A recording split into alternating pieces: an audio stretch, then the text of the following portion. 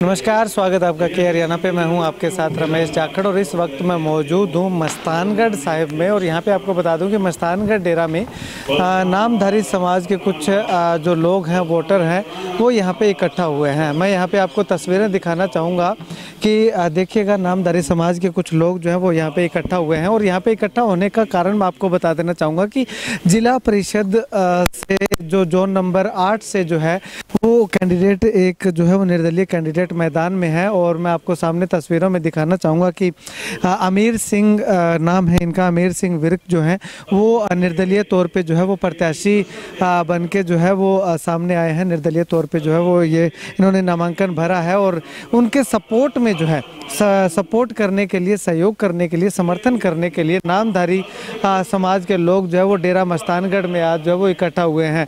गांव-गांव से, घर-घर से जो है वो नामधारी समाज के लोग जो है वो यहाँ पे इकट्ठा हुए हैं और उनको सपोर्ट करने का ऐलान जो है वो लगातार यहाँ पे किया जाएगा। इसके लिए जो है वो मीटिंग लगातार चल रही है और लगभग जो है वो फाइनल है कि अमीर सिंह को सपोर्ट जो है वो इस जिला परिषद के इलेक्शन में नामधारी समाज जो है वो करने वाला है। क्योंकि इस अगर जोन नंबर 8 की बात करें तो ज़्यादातर जो है वो संख्या जो है वो नामधारी वोटों की अच्छी खासी भूमिका जो है वो यहाँ पे रहती है। तो ऐसे में नामधारी समाज को अपने साइड में करने के लिए अमीर सिंह ने जो है वो एक अपील की और अपील करने के बाद नामधारी समाज के तमाम लोगों ने इस पे मुहर लगाते हुए आज मस्तानगढ़ साहिब में जो है वो गुरुद्वारा जो डेरा मस्तानगढ़ साहिब है वहाँ पे इकट्ठा हुए हैं और लगातार जो है वो डिस्कशन कर रहे हैं। और अमीर सिंह को सपोर्ट करने की बात जो है वो लगातार कही जा रही है। चलिए अभी अमीर सिंह जी से भी बातचीत करेंगे कि आखिर किन मुद्दों को लेकर के, किस सोच को लेकर के चुनावी मैदान में उतरे हैं, आने वाले समय में क्या कुछ इनका ड्रीम प्रोजेक्ट रहेगा और नामधारी समाज का क्या इन्हें जो है वो भरपूर समर्थन जो है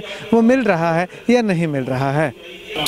चलिए, अमीर सिंह विर्क जो है वो हमारे साथ मौजूद है अभी इस समय जोन नंबर 8 से। अमीर जी, अगर बात करें तो चुनावी मैदान में आने का मुख्य एजेंडा, मुख्य मकसद क्या है?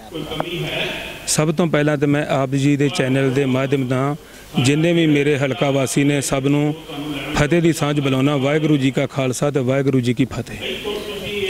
मुद्दा की है जी, एजेंडा की है, क्यों तुसी चोण मैदान 'च जिहड़ा है वो आए हो? मजबूरी सी जी। मुद्दा यह है भी सब तो ज़्यादा नशे का बोलबाला है। और जोड़ा भी कोई कैंडीडेट चुनता है, कोई दारू पींदा, किसी ते कोई बलेम है, किसी ते कोई बलेम है। सतगुर सच्चे पातशाह की कृपा भी अजे तक इन्हां बदबलावां तो मैं बचिया वां।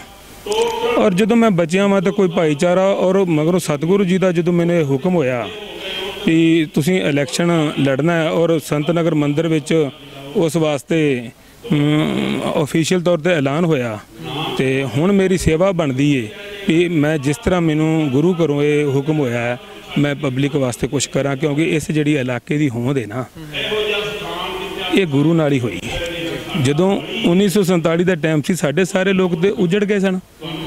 उस वेले श्री जीवन नगर के इलाके दे सतगुरु प्रताप सिंह जी ने इन्हों संभालिया, इन्होंने लोगों को अपने गल नाल लाया। कुछ बेचारे राह च मारे गए, कुछ कोई पैसा नहीं सी, रोटी पानी भी गुरुद्वारा श्री जीवन नगर तो जां मस्तानगढ़ तो छक के बेचारे अपना गुजारा करते सन। तो मेरी शुरुआत इत्थों हुई है जी। तो इस तो मैं जनता वास्ते काम करांगा। मतलब कि गुरुआं दा हुक्म होया ते तुसीं चुनावी मैदान 'च आ गए? बिल्कुल जी। अच्छा, ते अगे आने टाइम से जो मुद्दों की गल करिए आपां कि मुद्दे की लैके तुसीं चोण मैदान 'च उतरे हो, किहड़े-किहड़े मुद्दे खास तौर पर रहने? पहली गल तो मैं किसी भी नशे वाले बंदे की किसी भी काम च मदद नहीं करांगा। और दूसरे नंबर ये भी अपने इलाके में जिहड़ा ये जोन है तकरीबन 44,000 वोटर है जिन्होंने अपनी जजमेंट देनी है भी सानू किहड़ा कैंडीडेट ठीक है। और उन्हों की जजमेंट मुताबिक जो उस पेन में ताकत होएगी मैं लोक भलाई के कामां विच उस पेन का यूज़ करांगा। ते इस इलाके ते तुसीं नशे का दस्सिया कि नशे का काफ़ी बोलबाला है इत्थे, काफ़ी नहीं सर, ये गल नहीं मैं कही। मैं इस इलाके के नशे का बोलबाला नहीं किया। एक दुनिया ते चल रहा है कि लोग ये सोच रहे भी नशा रोकन जो लीडर है जो वो ही नशे वाले बन्ने लिप्त होएगा तो रोकेगा कौन? मेरे तो ब्लेम नहीं, मैं लोगों की गल नहीं की, मैं अपनी गल की कि मैं किसी नशे में इन्वॉल्व नहीं, ना मैं खाना वा, ना मैं इस किसी लाइन में, ना मैं उस रस्ते चला। ठीक है, तो मतलब कि युवाओं को नशे तो दूर रखने की भी तो कोशिश करोगे तुसीं?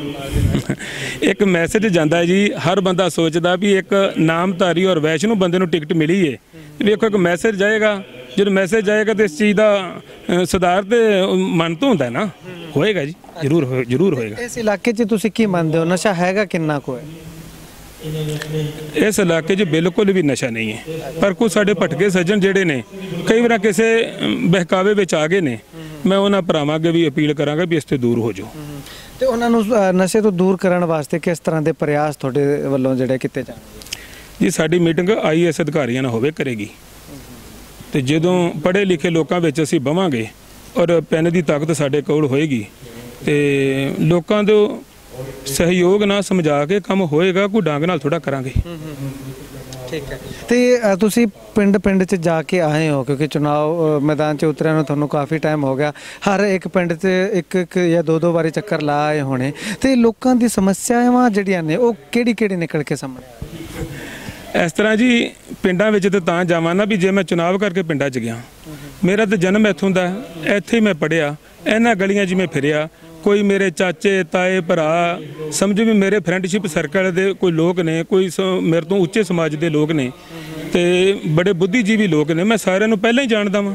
ਮੈਂ ਅਜੇ ਇਲੈਕਸ਼ਨ ਕਰਕੇ ਮੇਰੀ ਪਹਿਚਾਣ ਨਹੀਂ ਹੈ, ਮੇਰੀ ਪਹਿਚਾਣ ਲੋਕਾਂ ਵਿੱਚ ਪਹਿਲਾਂ ਹੀ ਹੈ।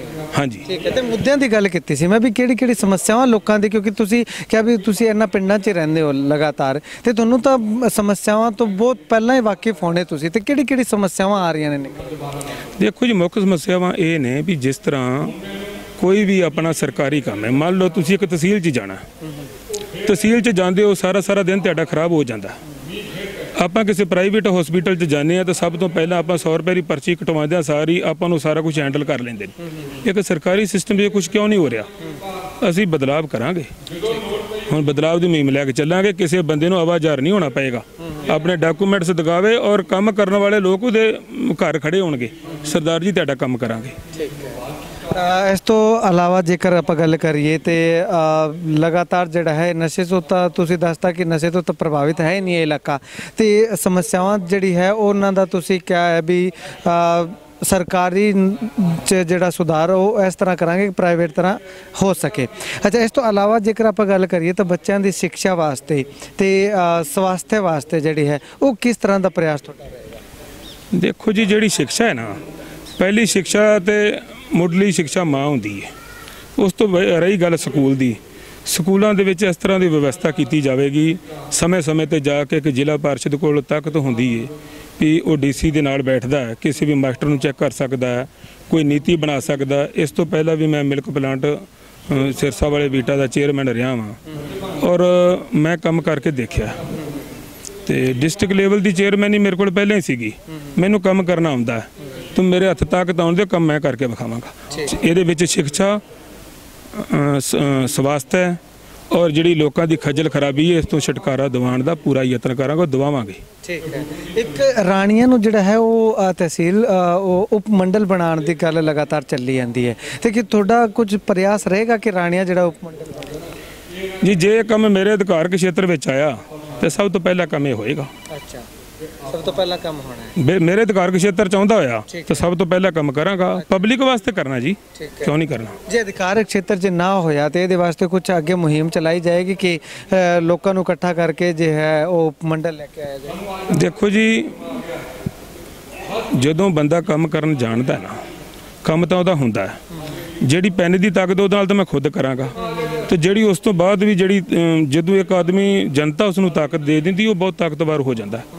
ਮੈਂ ਇੱਕੋ ਹੀ 100 ਦੀ ਤੁਹਾਨੂੰ ਸੁਣਾਵਾਂ, ਮੈਂ ਜਨਤਾ ਦੀਆਂ ਜਿਹੜੀਆਂ ਖੁਆਇਸ਼ਾਂ ਨੇ ਉਹਨਾਂ ਤੇ ਖਰਾ ਉਤਰਾਂਗਾ। ਐਂਡ 'ਚ ਜੇਕਰ ਆਪਾਂ ਗੱਲ ਕਰੀਏ ਤੇ ਲੋਕਾਂ ਨੂੰ ਜਿਹੜੇ ਸਾਡੇ ਚੈਨਲ ਰਾਹੀਂ ਤੁਹਾਨੂੰ ਵੇਖ ਰਹੇ ਨੇ, ਤੁਹਾਨੂੰ ਸੁਣ ਰਹੇ ਨੇ, ਉਹਨਾਂ ਨੂੰ ਕੀ ਮੈਸੇਜ, ਕੀ ਅਪੀਲ ਕਰਨਾ ਚਾਹੋਗੇ ਤੁਸੀਂ? ਮੈਂ ਉਹਨਾਂ ਸਭ ਅੱਗੇ ਇਹ ਅਪੀਲ ਕਰਨਾ ਚਾਹੁੰਦਾ ਵਾਂ ਵੀ ਮੈਨੂੰ ਵੱਧ ਤੋਂ ਵੱਧ ਵੋਟ ਪਾ ਕੇ ਜਿਤਵਾਓ, ਕਿਉਂਕਿ ਜਿਸ ਜ਼ੋਨ ਵਿੱਚ ਅਸੀਂ ਰਹਿ ਰਹੇ ਨਾ, ਇੱਥੇ ਪਹਿਲਾਂ ਇਹ ਐਡੀ ਵਧੀਆ ਜ਼ਮੀਨ ਨਹੀਂ ਸੀ ਹੁੰਦੀ, ਬੰਜਰ ਜ਼ਮੀਨ ਹੁੰਦੀ ਸੀ, ਬੀਆਬਾਨ ਜੰਗਲ ਦਾ ਇਹ ਇਲਾਕਾ ਸੀ। ਤੇ ਹੁਣ ਇਸ ਵੇਲੇ ਸਾਡੇ ਦੇਸ਼ਾਂ ਵਿਦੇਸ਼ਾਂ ਵਿੱਚ ਜਿੱਥੇ ਵੀ ਲੋਕ ਰਹਿ ਰਹੇ ਨੇ ਨਾ, ਉਹ ਇਹ ਗੱਲ ਮੰਨਦੇ ਨੇ ਵੀ ਨਾ ਤਾਂ ਇੱਥੋਂ ਜਿੰਨਾ ਠੇਕਾ ਕਿਤੇ ਜ਼ਮੀਨ ਦਾ, ਤੇ ਨਾ ਇਹੋ ਜਿਹਾ ਏਰੀਆ।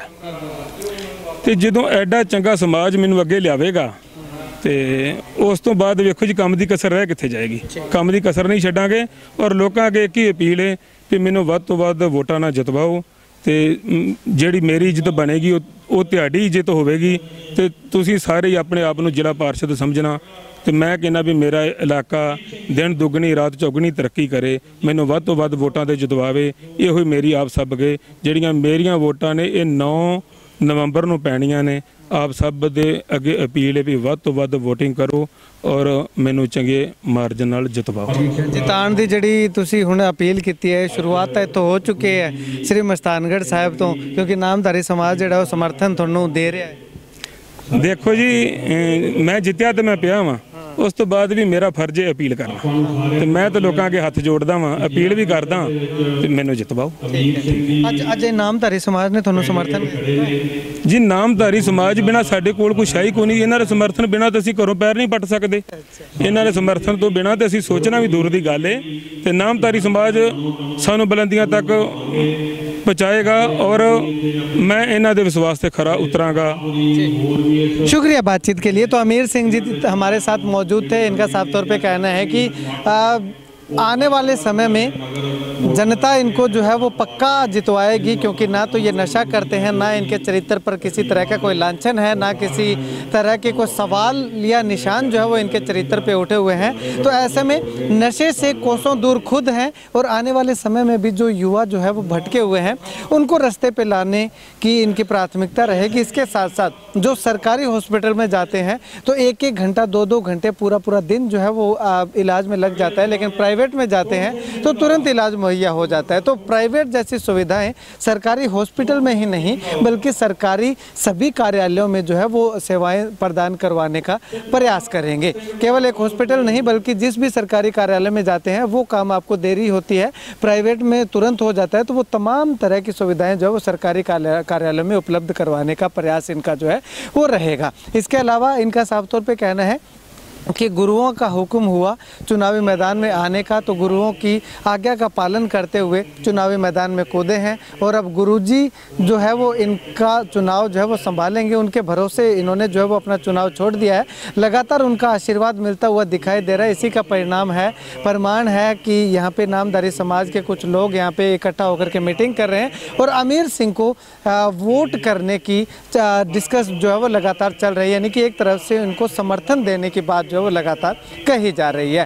खैर, आप अमीर सिंह जी के साथ हुई इस बातचीत को लेकर के क्या कुछ कहना चाहेंगे कमेंट सेक्शन में कमेंट करके ज़रूर बताइएगा। कैमरा सहयोगी मुकेश के साथ रमेश जाखड़ के हरियाणा।